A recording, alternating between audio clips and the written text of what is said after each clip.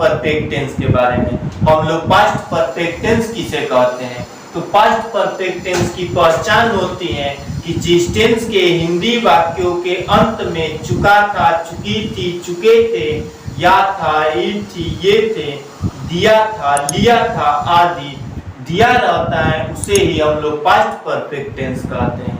Past perfect tense का structure होता है subject plus had plus verb का third form plus object. Negative का रूल होता है subject plus had plus not plus verb का थर्ड फॉर्म प्लस ऑब्जेक्ट। अब हम लोग इस पर सेंटेंस बनाएंगे। कृष्णा पहले ही पत्र लिख चुका था। कृष्ण पहले ही पत्र लिख चुका था, तो अंत में चुका था लगाएं।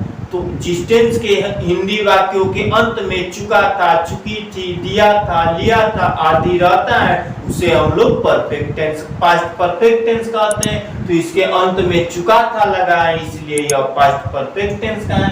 अब हम लोग इसका स्ट्रक्चर बनाएंगे। तो स्ट्रक्चर में हम लोग जानते हैं कि पास्ट परफेक्ट टेंस का स्ट्रक्चर होता है subject plus had plus verb का third form plus object.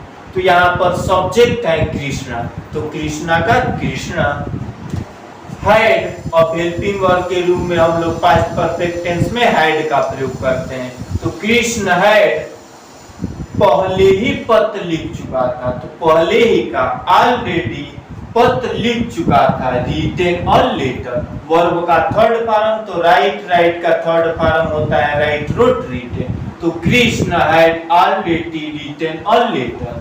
Negative में वह शाम के पहले कभी नहीं आया था, तो यहाँ पर आया था है, तो ये भी पास्ट परफेक्ट टेंस है। पास्ट परफेक्ट टेंस के अंत में आया था, लिया था, चुका था आदि दिया जाता है।